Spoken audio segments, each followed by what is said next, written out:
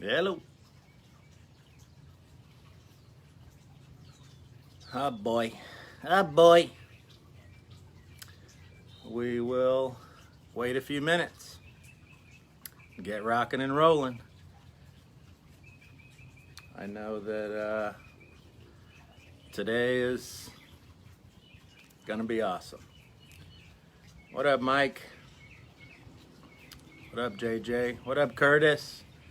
Love you, brother. Yep. Today's a good day. You know how I know? Because I woke up. Magic Mike, the real Magic Mike. What up, Holly? Good to see you. Good morning, Curtis. My brother from another mother. Oh, man. Today's going to be a good day. Yes, Holly, let's go. John Dupree, what up? Mike, yes, because you're in it. That's why it's a good day. Good morning, Amy. Good morning, William. Just letting some people jump on here, and we're going to get rocking and rolling on something that's just huge for me right now and has been. Good morning, Katina. Cat in the house. What up, John? Good to see you on here, man. So as you guys can see in the caption, you know, that's what's up. Let's get into it. I got these work texts coming in. They got to go.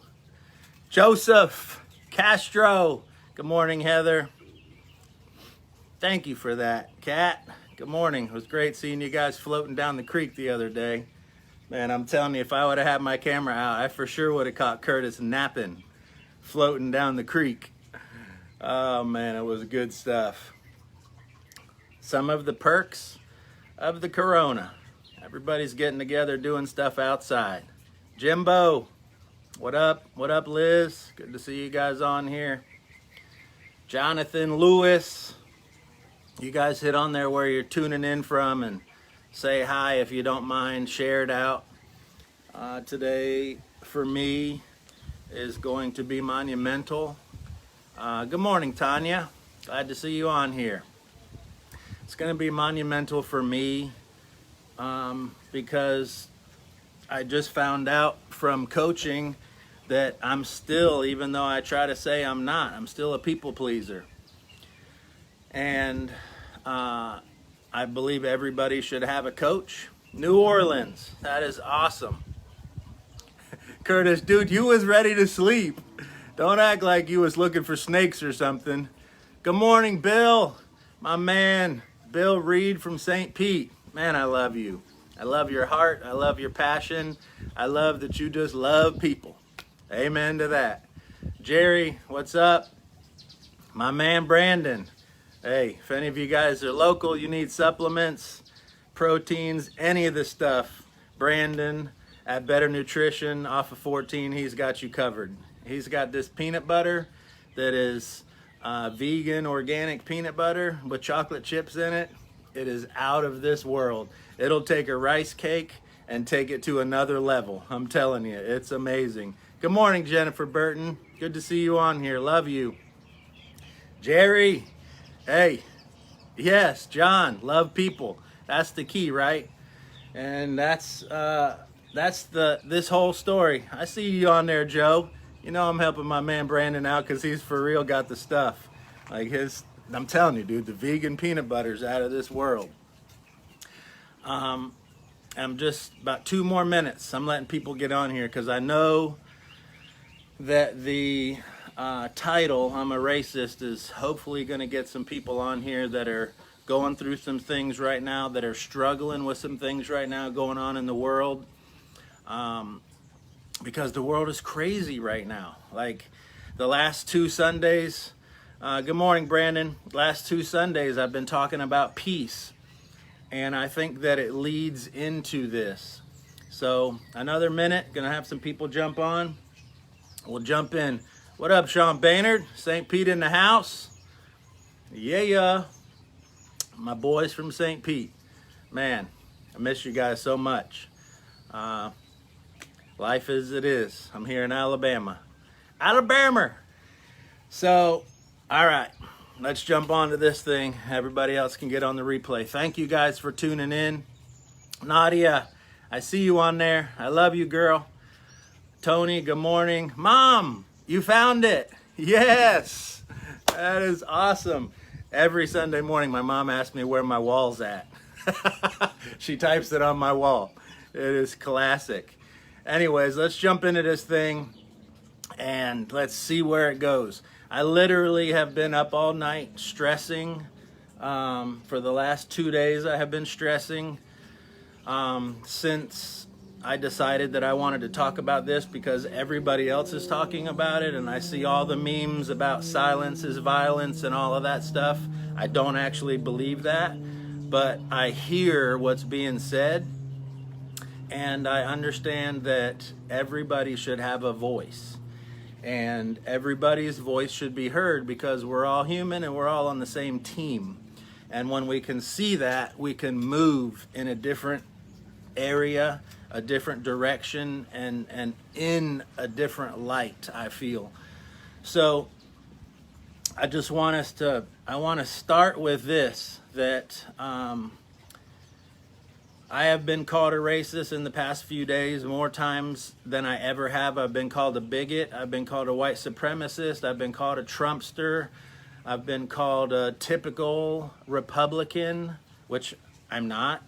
I'm actually not any of those things in my book, but this is what I need to get across is everybody is so free to call me names.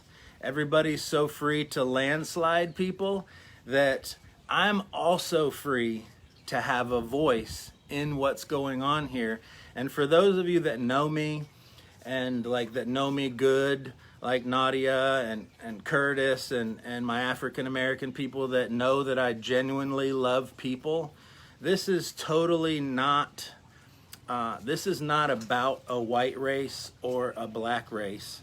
This is about injustice on both sides. It's about life and moving forward in it and what it looks like.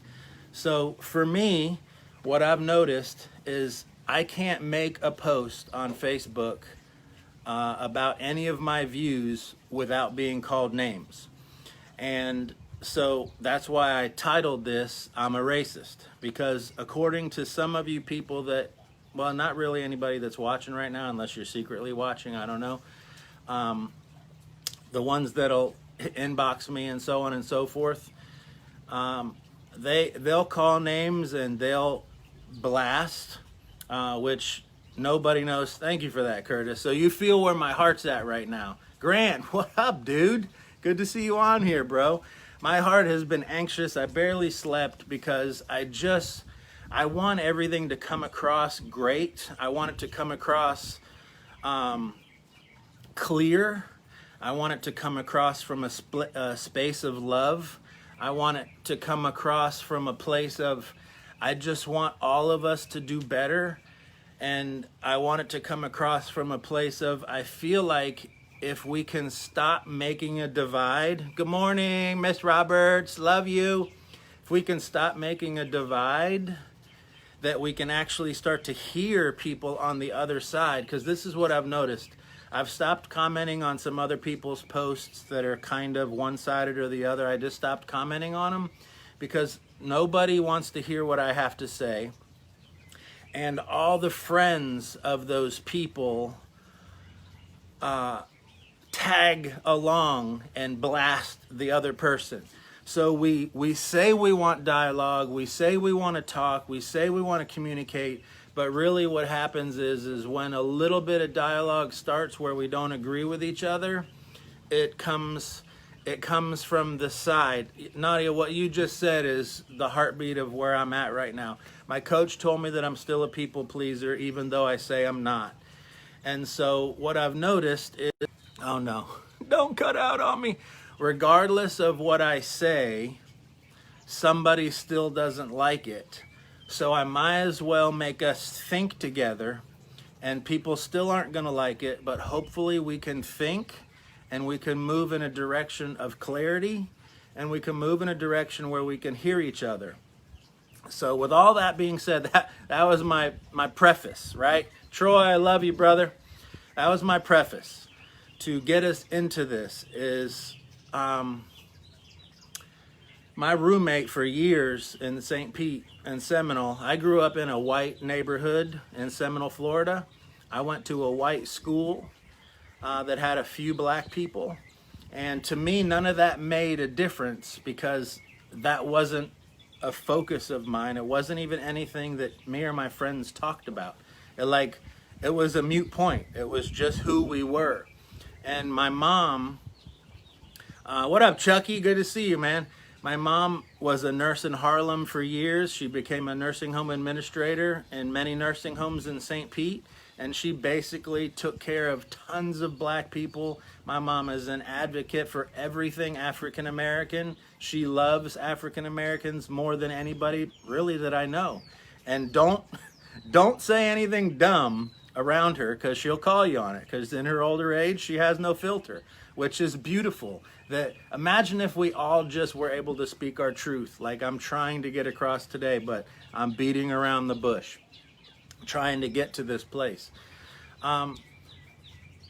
So let's discuss what's on the forefront at the moment. The Floyd murder, brutal, ugly, terrible, total injustice, absolutely 100% wrong on every level. The cop should do time. All the cops that watched it happen should do time. They should all be part of being an accomplice for what took place. 100%. I get it, I hear it, I see it. For me, watching a real murder go viral has different effects on me already. Like, this wasn't CSI. This was real. I think that should have been blocked from media and TV. I don't think kids should be seeing it. It's real life stuff. It's not a show, but that's a moot point. That's just what I think. Didn't happen. So seeing this is fired everybody up, and myself. It's brutal. I feel like there needs to be some kind of control over the cops for things like this, 100%. And I hear that and I see that. But listen, there's another side to this story, is that kind of stuff happens all the time if you do a little research.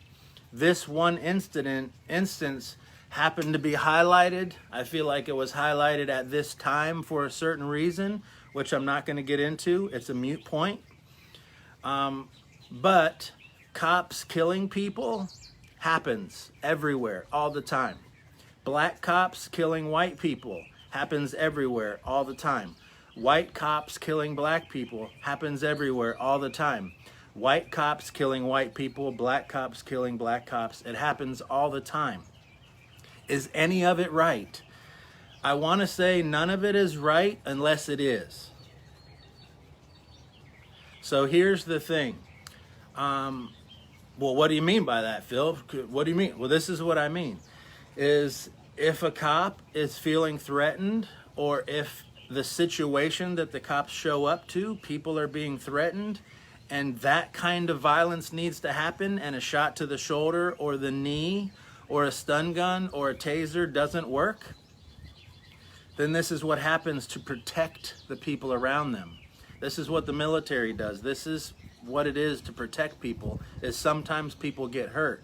Now, I want everything that happens here to be clear. I am not for 1 minute justifying what happened to Floyd and any of that. I'm not justifying it for a second.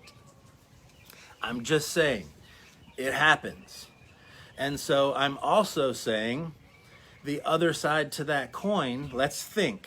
The other side to the coin, if the guy wouldn't have been out of his mind and doing stuff, he wouldn't have been in the situation.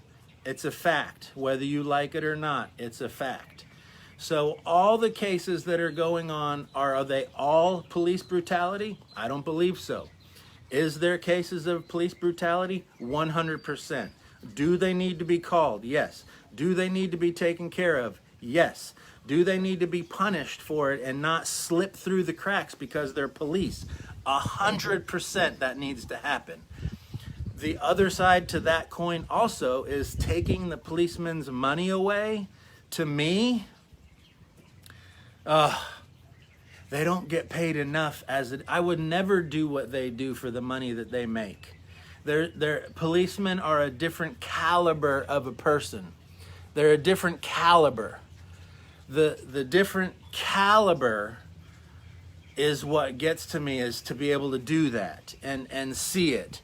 There's no thing that could make me want to put myself in harm's way is that for the money. True, right? But we flip over and we keep going down this road of, well, we want to push away white privilege and we want to act like it's not real. It's all real. And I've lived in it my whole life and not known that I lived in it until I moved to Alabama.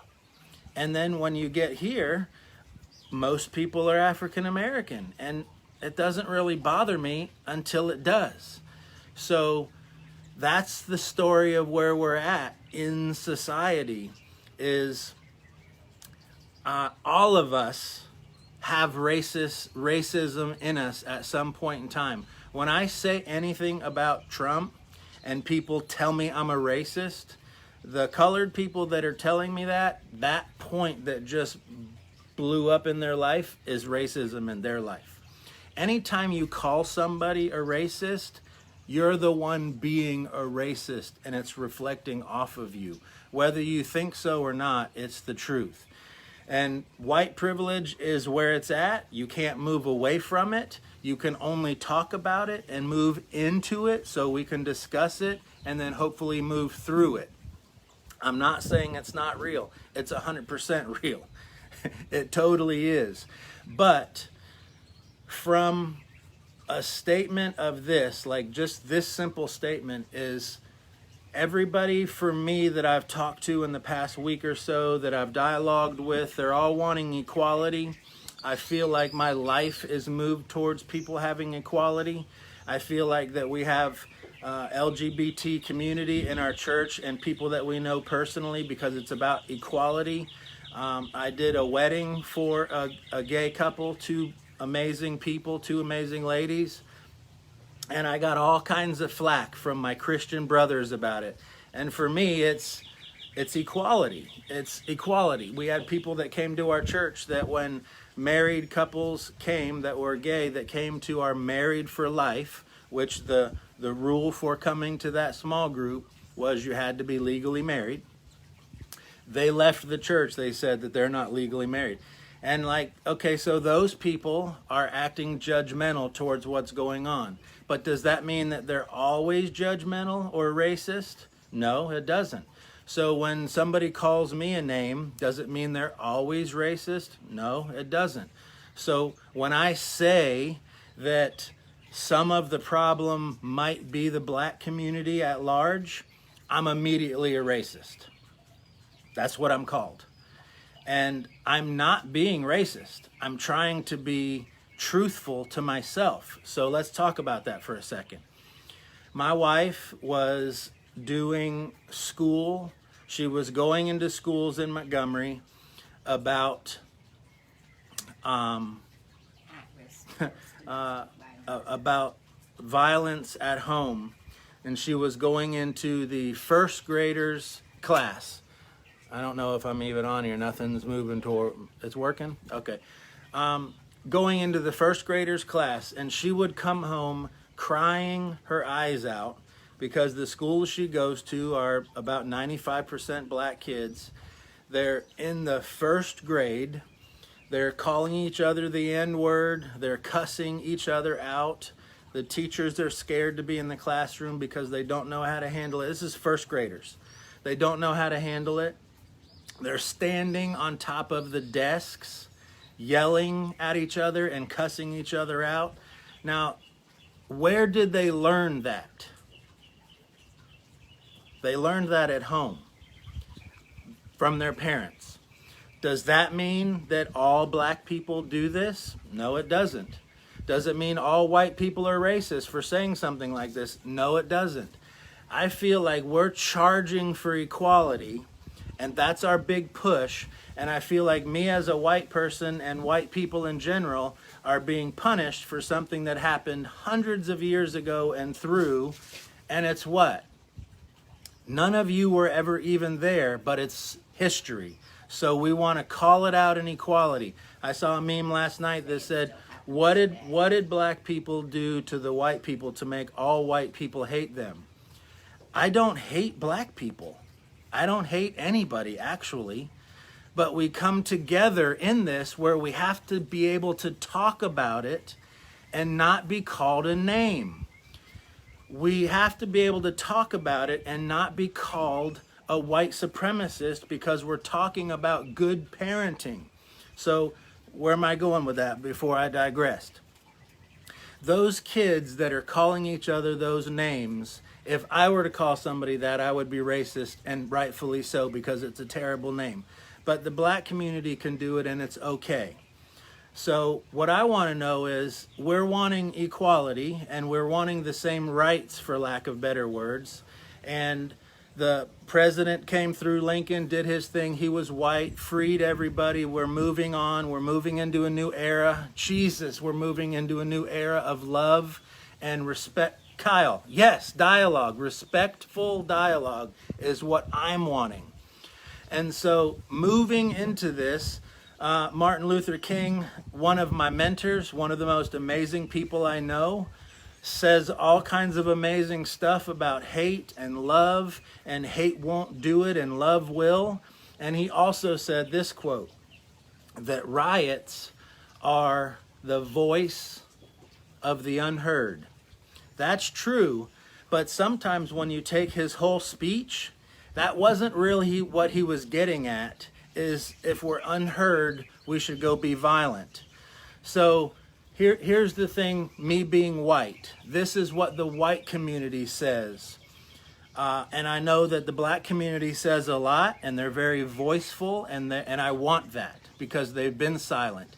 But if the black community at large could not call names and could dialogue, we would get a lot farther.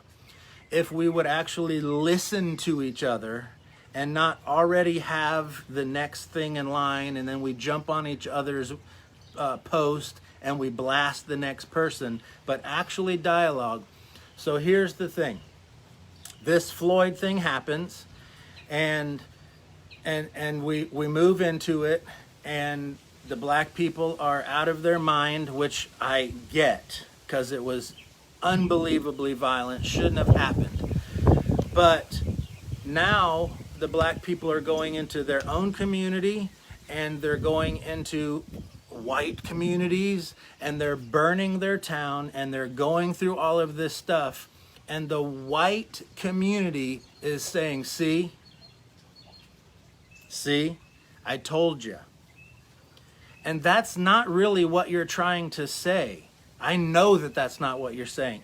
I know what you're saying is you're so tired of this bull crap, white propaganda and white privilege, that you're willing to do anything to be heard. And my voice is this: violence isn't it. The silent protests, the silent things, that everybody coming together, and the beautiful sign of all the colors coming together for being a voice and being heard, that's beautiful, 100%. And for me, giving more ammo to the white privileged people by doing stuff like that, that's not the best thing for anybody at all. And then what's happening in that is black people are being murdered again. White people are being murdered. Cops are getting in trouble. They're having to be forceful and doing dumb stuff like knocking over old men that aren't bothering anybody. And all of this stuff is going around. And all of this stuff is agitating and making things actually worse in my eyes. I might change my tune in a week. But what I see right now is it's making things worse and not better. So my dialogue is this: we really need to start generating a way for money to go to the schools and money to go to teaching parents. Like for me, this is the thing, and I might be wrong here, but again, I'm trying not to be a people pleaser. I'm trying to put my truth out there. This is the way I see it, right or wrong. And again, I might change my mind. It is what it is. We're all learning and growing. That I know to be the truth is that when I raise my kids, I do my best to see them and see everybody as equal. And I do my best to talk about things that I see in the world that they see and kind of make things equal. I try my best to show and highlight things that are equal. My kids were homeschooled and still are. They live in my own personal bubble that my wife and I create. And so what comes into their life is segmented. So equality. The black community at large looks for equality. And to me, the way I see it is if you take police brutality out and we raise the kids right, we raise our kids right, which is going to take a generation or two to do that. And it's going to take both sides to do it. I didn't watch any stuff that showed white people or black people being ugly to each other. My kids never saw that. So when they see Michael Jackson being one of the biggest celebrities being of color, when they see almost all the baseball players, almost all the basketball players, almost all the football players, almost all the college recruits that are amazing are almost all African American. You guys are killing the game, right? They got talent for days. The singers, I'm just thinking of Whitney Houston. I'm thinking of Michael Jackson. I'm thinking of all the rappers right now that are just killing it, that are all African American, killing the game equal, right? I'm thinking of all of the celebrities. I'm thinking of golf, a very predominantly white sport. Everybody knows who Tiger Woods is. He's a household name.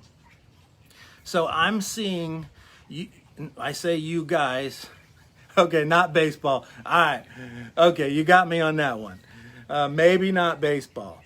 But my point is I'm trying to see the beauty in where we've come as a nation to the fact that for 2 years running, two terms running, white America, as we're told, elected an African American president. I think that African Americans are at a spot in life where we've moved to a place of we can't say that you guys are continually shoved in the corner. We can't say that because it's not true. Now this is where I see it is this part is that when my wife went to those schools, we were seeing the parenting skills of those first graders that were not necessarily, I say this with the utmost of respect. The utmost respect is the parenting skills were not up to par. And really what we were seeing with some people that have been communicated with over my years is the mom and dad were absent and the older sibling or the older brother or sister was actually raising the kids. And it ended up being the TV was raising the kids. And we've come so far and we have so far to go, but I feel like dialoguing where we're not pointing at each other is the only way it's going to happen. My truth is that when we can start to see people as people, like I wrote on a post, humans matter, got landslided because I didn't say Black Lives Matter. I believe Black Lives Matter. I understand the memes. I even posted a meme about when people say Black Lives Matter and then the other person says, no, all lives matter. I understand that that's a white privilege speaking. Black Lives Matter people are saying, yes, all lives matter. But what's important right now, what's on the table right this second, what's being pushed to the forefront right now in this conversation is that Black Lives Matter, and they shouldn't be being shoved to the side by the people that are supposed to be protecting us. And so I agree with that wholeheartedly. I also agree with that when the black community goes and does all this violent stuff, that it makes people say, I told you so. And I don't like that tone. I don't like the white community being able to hold that against people. I don't like that, because it's like, oh man, couldn't we have done something different? You know, the marches and stuff that were so effective weren't full of violence. The marches and the protests that were so effective, they might have had tidbits, but it wasn't a violent, people weren't dying everywhere like we were seeing on TV. And so my truth is, maybe let's talk. Maybe let's do a generation of parenting classes and parenting skills and what it looks like to move in that direction. And so from what I see when I grew up is this. And we move into this because, for one, I could talk about this for hours because I'm finally free enough to have these conversations, thanks to being coached and calling me out on what I was blind to, which is why I said I'm learning every day, and I might be still blind right now. Matter of fact, I am still blind right now, but I'm sharing the truth that I'm at this moment. And so I grew up in a white neighborhood, and when I needed to go get my drugs, I went into the south side, which was predominantly the black part of town, which was a lower income area. So does that mean that all African Americans live in a low income area? No, it doesn't. But what it does mean is that was where I went, and so it registers in my mind. And it puts marks in my mind that this is going on. I had a couple people say where I went. Babe, am I still up? Yeah. Hopefully I'm still rolling. So the triggers in my mind is I go into those parts of towns to get drugs, which means those are drug dealer part of town. And so, God, Lord, help me make this come across right. This is not against anybody. This I'm seeing here as in cultures. The culture, okay? A low-income culture typically has people doing things to supplement their income that isn't the best, including me. Like, you think that's the only way you can make money? Babe, I need to track right here. I'm all over the place. I'm already anxious. You're giving me great pointers, but I'm losing my train of thought. I went to those part of town because I needed to get my stuff, right? And so my mind automatically scars to the fact of low income means drugs. Then in a part of my life, I needed more income and I became a drug dealer. But I still lived in Seminole. And I lived in a white part of town and I sold drugs. So what does that mean for my thought process? I'm no longer having to go to a lower income area. I'm in a medium, middle class area of Seminole, a mile from the beach in Seminole, Florida, at my mom's house, selling drugs. So I became that person in this skin. And then I became very successful in this skin. And then I wasn't successful. I was a complete addict. And I ended up going back to get my drugs from over there. But these are the things that I want to come across and be able to talk about. Is in my neighborhood in Seminole, there was never gunshots. There was never gun toting, until the end, and it got bigger, yes, just for protection.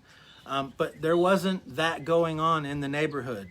When I would go down into the other parts of town, it was all over the place. St. Pete, just last month, 2 white cops killed in a drug deal that went bad by black people. Was it all over nationwide? No, it wasn't. Was that right? No, it wasn't. Was it publicized? No, it was just another day in a St. Petersburg, Florida cop's life. And it's a sad place to be, is you can't really say what's going to happen in the situation until you're in the situation. So right or wrong, police are trying to protect us. Is there good cops? Totally. I know several in town here that are amazing people. Is there bad cops? Yes. Do they need work? Yes. Backing back out, is there a culture that needs better parenting? And when we move into the lower income area, why does it seem like in America colored people are a minority? This is just Google. Don't say colored. This is just Google. African Americans are a minority, but yet African Americans hold the better part in most prison systems. Is that good or bad? I'm not saying it's good or bad. It's a fact. It's the truth. And when I heard somebody say it the other day on a post that I got all kinds of crap about, I went to look for it myself. And everything she said was the truth. And so this African American lady who's speaking the truth, saying that black people and white people all need to rise up, she's being called a white supremacist in a black person's body. So at that moment in time, she's now a racist, even though she's black. And is everything she's saying true? I have no idea. I've seen one video from her. I don't know her from Adam. But what I do know is the stuff I looked up was true. And so, again, I'm saying, could African American people or this low-income people do a better job of parenting, raising up the next generation? Because what I see is this, is all the movies that come out showing what ding-dongs white people are, movie after movie after movie, about every 2 years there's a movie about slaves, there's a movie about all the crap that white people did. And listen, from back in the day, from the Indians, white people lie. White people are power hungry. White people will lie to your face and then kill your family and take your land. But I'm not that white person. I wasn't born then, and neither were you. And as we've progressed along, I feel like the movies are still showing white people as crazy, crazy people, which we all were and some of us are. I live in the South now, and I see the rebel flag, and it hurts me on the inside because I know what it stood for, and I'm not for the rebel flag. I'm so excited they're getting taken down. That means something to me because it rears up what's going on. But I can't help when I go down to Montgomery, Alabama, and I see the trough where they used to take the slaves and walk them up, and now I bring my family down there and we get to talk about it. We get to talk about how that time was a bad time in history, but we're learning and we're growing from this. So my kids only see good in life. They're not seeing the bad.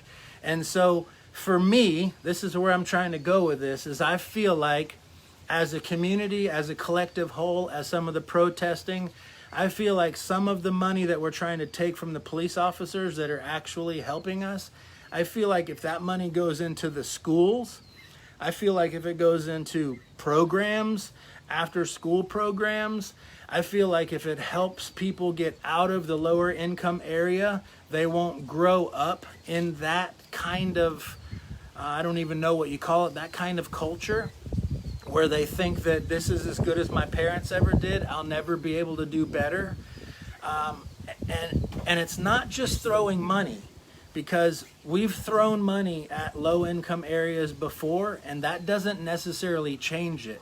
Things need to be taught different. Low income areas need to be given the tools necessary to train your kids because they're the next generation. And when your kids are going to school and African Americans are being called the N-word, that is raising that kid up to not like and hate white people. On the same token, other side, when that black kid goes home and says stuff that's going on, and the mom and dad say things like, it's just white people, you're going to deal with that your whole life. We are seeding that as the truth into our kids, and it's not the truth. Because if a colored kid meets me, he's not going to get called the N-word, nor is he going to be treated different. He'll be treated the same. Am I everybody for the white? No, I'm not. But also, are you everybody for the colored people? No, you're not. And man, I'm bouncing all around black people, colored people, African Americans. I don't know what's right, but just hear my heart. I'm trying to get this out there that America needs to grow up, and America needs to see that the low-income areas need the help. That's what needs the help, so that the next generation of their kids doesn't live the same.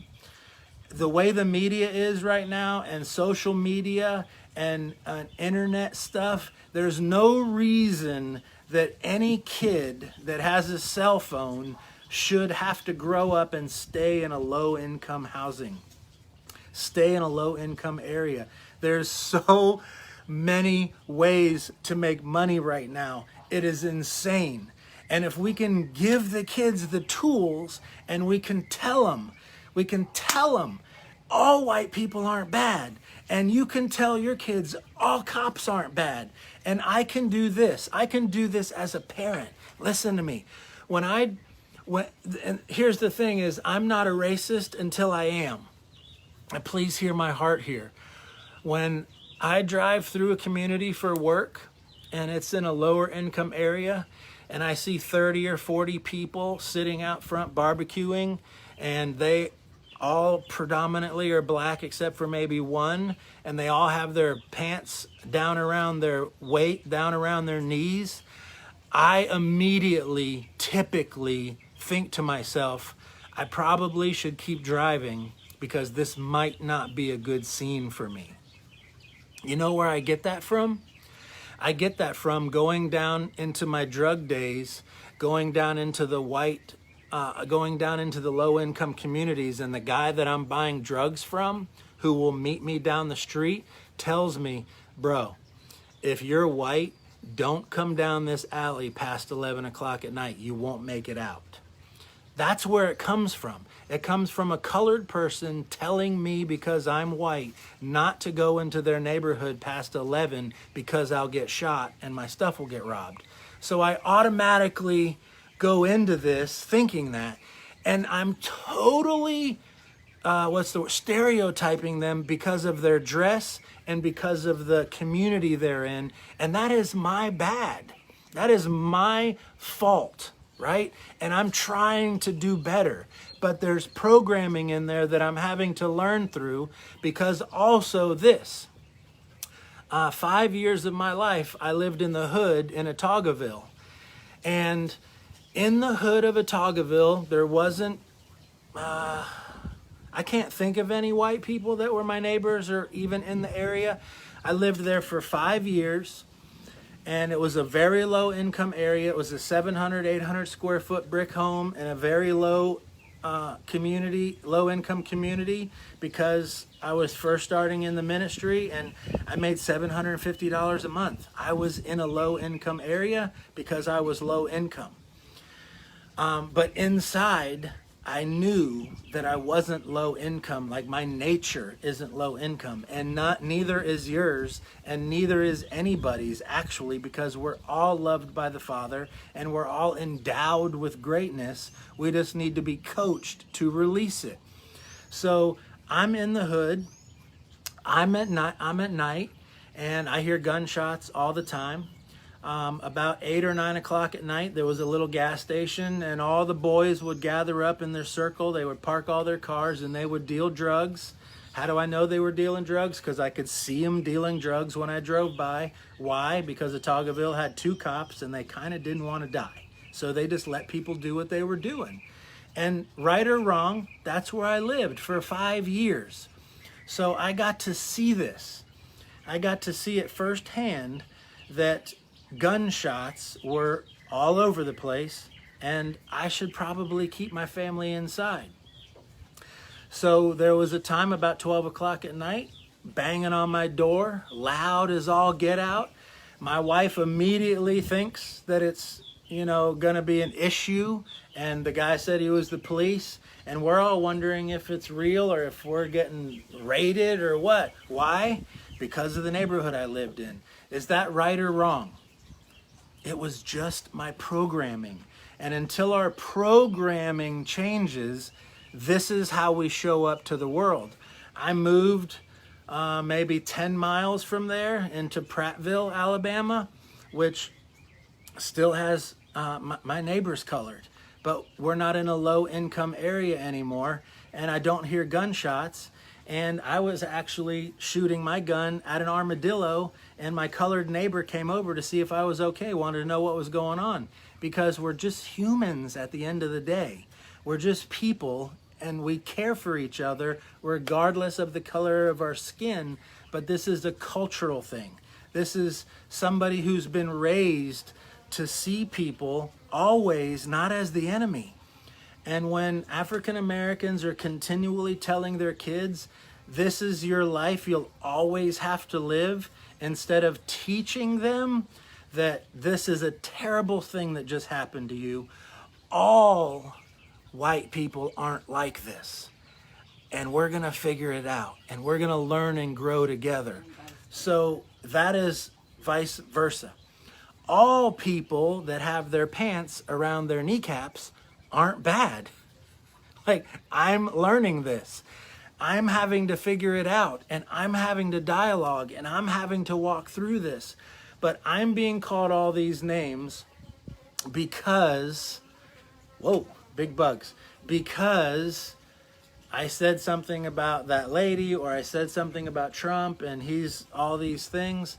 Like, if we can lose that immediate judgment and move into the fact of we're all humans and we're all growing, and we can say this Lloyd thing was ridiculous and needs to be taken care of and should never happen again. We can say that. And then on the next side of our thought life, we can also say, let's find out why the culture is the way it is. Let's find out why low-income people areas, which are all colors, are having these problems, and let's put the money into that. Let's have schooling and tools and teaching be put into that, and coaching. Like, everybody needs a life coach. This is not a shameless plug. It is the truth that everybody needs a life coach, and they're gonna coach you on your thoughts. And it's your thoughts about these situations that stir up the feelings, that cause the actions, and that have a result of the white people saying, I told you so, to the African American people tearing up their own town. That's not right, and two rights don't make a wrong. And hopefully, with all this kind of stuff coming to the forefront, we'll be able to see that colored people and white people need to talk and make this real. Like, it's such a big deal. Black people should not feel like they're not safe to walk down the street. It is freaking ridiculous. I'm white privileged. I've never, ever walked down the street in my neighborhood and not felt safe. I don't know what it's like to walk down the street as a black person. And I never will, because I'm not. But I can feel what they're saying, and I'm listening to what they're saying. And white privilege is so real.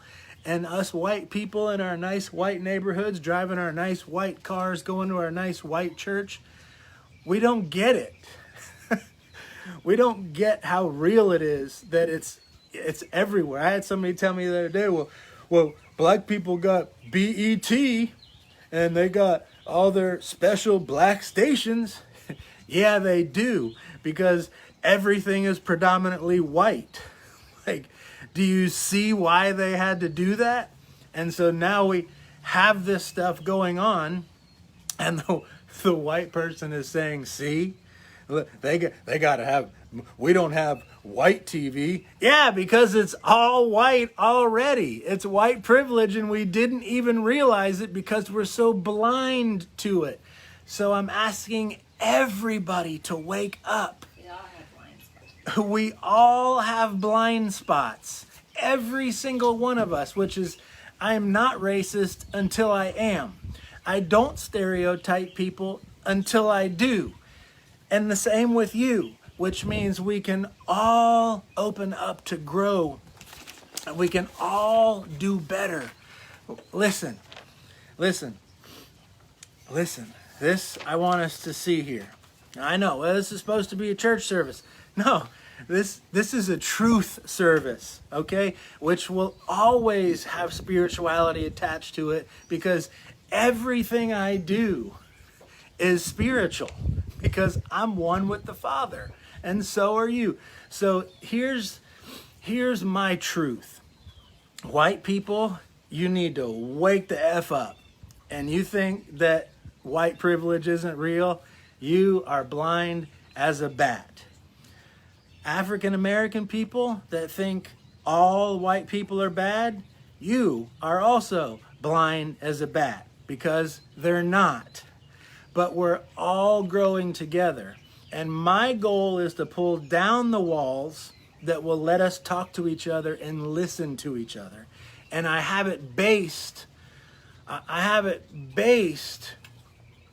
on these kind of scriptures. Galatians 3:28. So there is no difference between Jews and Gentiles, between slaves and free people, between men and women. You are all one in your union with Christ. See, this is my solution. This is where I'm going. This is what I want to see, is for white people to be able to look at a black person and say, man, we're the same. We can cut each one of us open and we both bleed red. We both eat the same food. We both go to the same hospitals. We both drive in the same cars in the same streets. We're actually the same. We are humans. And I say that with not being little to white people or not being little to colored people or any other race. But this is my goal, is that we can see each other as one. And I feel when we see each other as one, that we can listen to each other better. We listened to each other at better. I saw somebody that didn't like my colored thing. I don't know what's right, but what I do know is I'm trying, and this is my truth. Please listen to all of it. This is the truth, is we're all one. And if we can raise our kids showing that there's wisdom involved, that if you see a bunch of people together and they look like they're up to no good, no matter what color they are, pay attention to your surroundings. That's wisdom. Pay attention. If you're in what you feel like is a low income area or a bad part of town, and you see barbed wire everywhere and every shop has bars in the windows, pay attention to your surroundings when you're getting gas. It's just wisdom. It isn't about a color. It's about wisdom, right? And this is what I teach my kids, to use wisdom. And I teach my kids that everybody is one. And I teach my kids that even the homeless people, there's greatness on the inside. So when I go and buy them food and give them money, I don't care what they spend it on, because my heart is, I want them to know that somebody's there for them and loves them, and I want them bettered. I want them to be better. I want that for everybody. So this is my heart, is that there's no difference. This is in Galatians, no difference, right? Here's another, same scripture, Galatians 3:28, different passage. Faith in Christ Jesus is what makes each one of us equal. Faith in Jesus makes us equal, which is basically saying Jesus' faith, what he did on the cross, makes us all equal. Whether you are a Jew or a Greek, whether you are a slave or a free person, whether you are a man or a woman, we are all equal. Whether you are circumcised or uncircumcised, whether you are a barbarian, a Scythian, a slave or a free, in Christ, we are all one. So my posts are always one love, one race, the human race, and that doesn't mean I'm not a Black Lives Matter guy, because I want you to be really clear, I am. I can't stand what's going on right now. I can't stand the white privilege that's everywhere, that's predominantly everywhere. I can't stand that these police officers get off on dumb technicalities. I also don't like the fact that everybody's lumped in together, that all cops are bad and all white people are bad, because they're not. Just like all African Americans aren't bad. We need to use wisdom in the surroundings of where we're at to determine what we should do with our own life. So look, Colossians 3:11, another one. Here there is no Greek nor Jew, circumcised or uncircumcised, slave or free, all, Christ is in all and is all. Wow, beautiful. We're all the same. We're trying to figure it out. We're trying to all grow up together without biting each other, and learning and having everybody pull the blinders off of our blind spots together. Like, this is what we're trying to do. This is the accomplishment of the universe right now, is for us to pull down the walls and be able to tell whether you're a Republican or a Democrat. It doesn't matter. Both working together can make something happen. It doesn't matter what color you are, because we all have a color. You know, I'm brown. I'm not white. We all have a color. So we all work together. We can do something. We can help raise the low-income area to teach them how to raise their kids. Most of the time, we're several generations in a low-income area, and they just don't know what to do. And sometimes they end up with 4, 5, 6, 8, 10 kids. They don't know what to do. They're lost on how to do it. They don't have the tools. They're not equipped from their parents. Their parents weren't equipped to give them the tools. So we end up with another generation that thinks what they're doing is right. And I'm telling you, to think that you have to stay in a low-income area in the 20th century means we haven't arrived there yet. They don't have the tools. They don't have it. We're trying to raise up, right? We're raising up together as a human race, as a nation. Okay, listen to this one, Galatians 5:6. For in Christ Jesus, neither circumcision nor uncircumcision has any value. All that matters is faith expressed through love. Wow, guys. Listen, I can't see everything that's going on, but it looks like you guys are arguing. Man, I wish you would just all shut the heck up and listen to what I'm saying. You're doing exactly what I'm talking about. You're trying to jump on somebody's side, and I'm trying to say that we're all on the same side. Like, listen. Circumcision or uncircumcision has no value. Only faith expressed through love.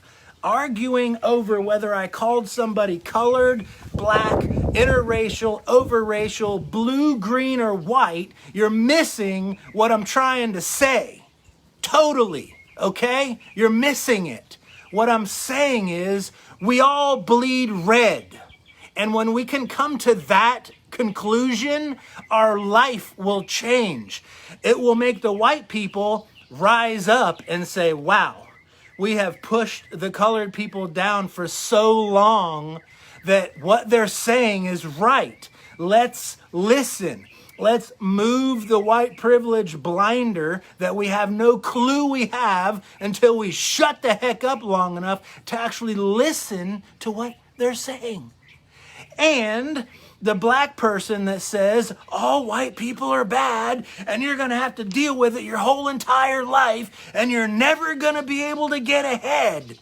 That is not the truth. Jesus says we're all equal. He went to the cross so we could all be equal. He's telling us that love is all that matters. And we express love by listening. We have 2 ears and 1 mouth so we can listen more than we talk. And we're so much trying to talk and put other people down and push people down and correct people and fix people and correct their wrong and correct what they're doing and correct this and show them they're wrong and prove that they're wrong. When if we would take a step back and breathe and see that we're all growing, and this might be the greatest time in history for white people to grow and for African American people to grow into love and see that we're all the same, regardless of our skin color. We're all the same, regardless of our skin color, right? Regardless. And that's what I want to get across. That's what gets me fired up, is the blind spots that we all have, and that we're so quick to blab on somebody else. We're so quick to call somebody else out and to say this and to say that, when if we just step back and realize that every single person on the planet has blind spots. And the minute we think that we're not racist, the minute we think that we are 100% not racist, is really the spot that shows how racist you are, because we're all a little racist by default. Sorry, it isn't intentional, it's by default. And so we all want to be treated the same. That's the goal. And the only way for that to happen is for us to move in love, for the white people to humble themselves and say, man, that white privilege stuff is everywhere, and I can see it because I'm listening and I want to grow myself. And for other people to say, colored people or African American people to say, man, all white people aren't bad. All Trumpsters aren't bad. All Republicans aren't bad. Let's talk. Let's communicate. Let's be one. Let's love each other. Let's move in this. Let's see how we can come back to being the greatest nation. Let's see how we can love one another and tear down the walls. What does it look like? This is what it looks like. Circumcision or non-circumcision, color means nothing. All that matters is faith expressed through love. And you don't have to be a Christian to believe this, because love is in each and every one of us. Love is in each and every one of us. Love is in each and every one of us. God is in all and is through all. And those of you that are, I see, riding on here trying to stick up for me, don't. Just leave it. It is what it is. I'm going to speak my truth, and I know my heart, and the people that really know me know my heart, and every person that knows me knows beyond a shadow of a doubt I am not making anybody better than the next. I'm trying to reveal to everybody that we're actually the same. We're humans. We bleed red, and there is major issues in America that need to be adjusted and fixed and worked on as an American, as a collective whole. Anyways, Let's create something new together. yeah, let's dialogue. Let's figure something new. Let's create something besides bickering from one side to the fence to the other. Let's create something new. I mean, talk about it with your family and friends, with your people that you're around. Find somebody of a different race and talk to them about it. Like, what can I do? Like, until I asked somebody of a different color, what can I do? I had no idea what their real thoughts were, right? I had no idea, because I've never sat down to listen to this topic, because everybody wants to move away from it because it's such a hard conversation. And it really is a hard conversation because, for one, it's going to take a white person to realize that they got issues. And we don't like to say we got issues. It's also going to take a low-income community to realize that if we teach our kids that that's the only way out, and we teach our kids that in the first grade, you call each other the N-word and you cuss your teacher out and you stand on a desk and throw stuff at each other and flip desks over in the first grade, those kids aren't going to grow up and they're not going to grow up and be the next president, right? Can we see that? Because it's a culture being raised. We all got work to do. I love you guys. I am so for all of us rising up together.